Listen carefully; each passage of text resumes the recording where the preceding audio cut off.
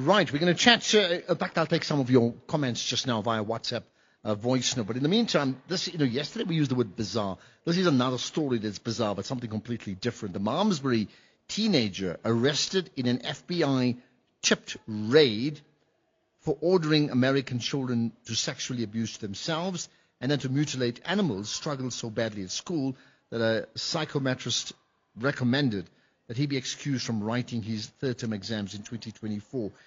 It's an interesting story to look into, complex at most, but what are the big takeouts from all of that? With me, Dr. Shahida Omar, who's a clinical director at the Teddy Bear Foundation. Shahida, thanks for joining us on the National Pulse.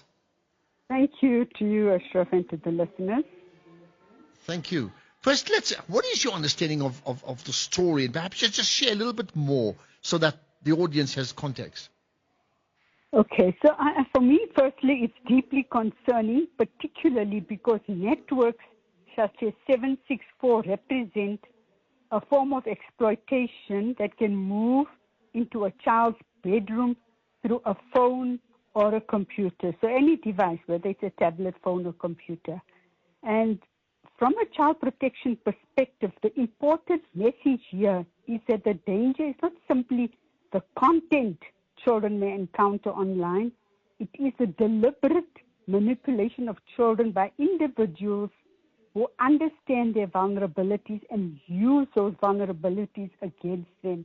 And I think this is what we have to be concerned about, is the rise of networks such as 764.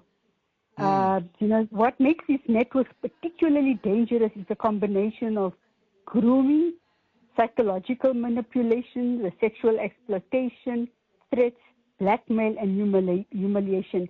And often children are not even in a position to know who they're talking to. They don't know. And only later on can they stumble onto the fact that it's actually another person impersonating. So, and when a child is shared an image or video, they can lose control over where that material goes. I think this Malmesbury case is a reminder that young people themselves can become both victims and, in certain circumstances, participants in harmful online networks, as we've just seen.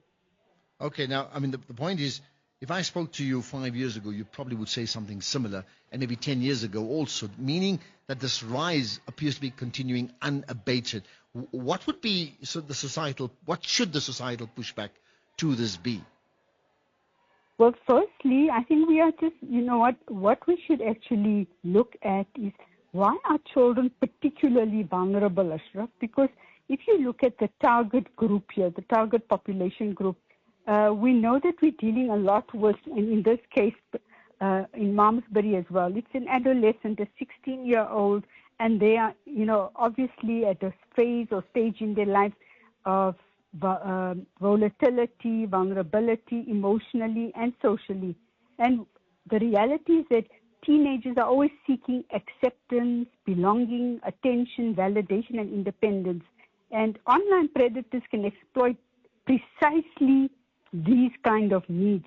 They begin by offering friendship, affection, or admiration. And I know you're asking me, what can we do as a society? So I think we need to start off with, firstly, looking at the warning signs for parents, because who are the ones that are going to notice or expect to notice their children's behavior? It's parents.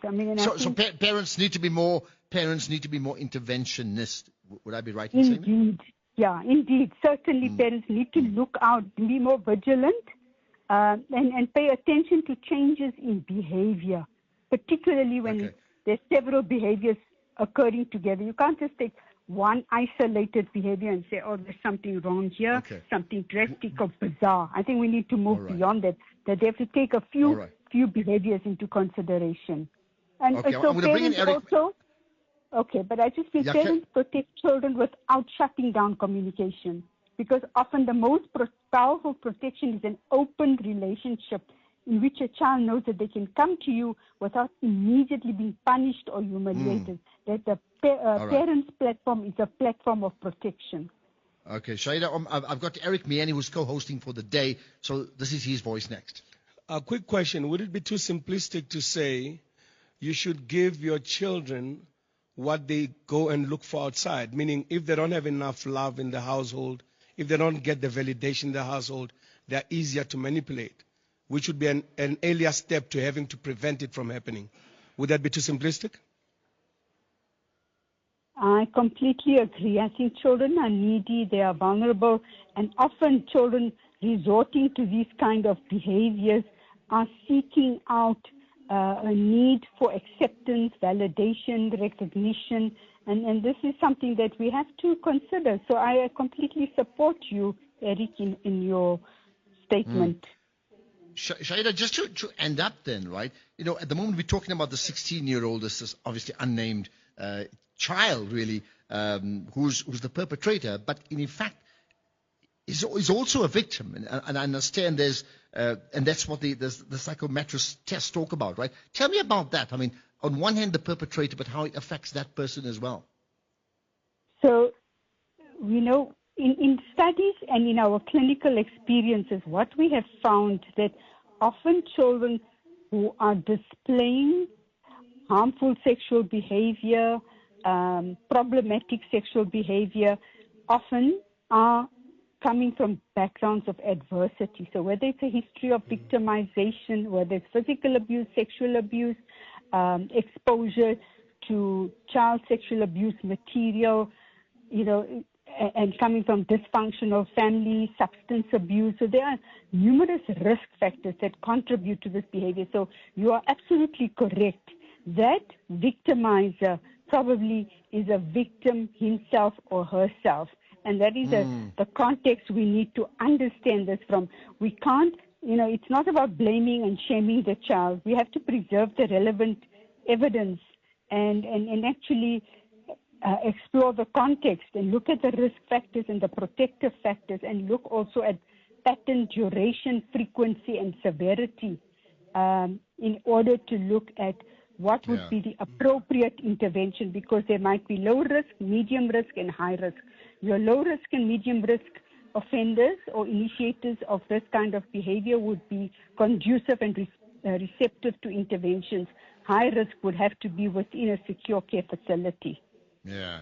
Well, I tell you what, you've left us with so many things to consider, and I'm going to suggest that families go home tonight and reflect on it and in conversation with their own, spouses and their children. Lots to consider. Dr. Shaida Omar from the Teddy Bear Foundation, much appreciate you engaging us here on the National Pulse.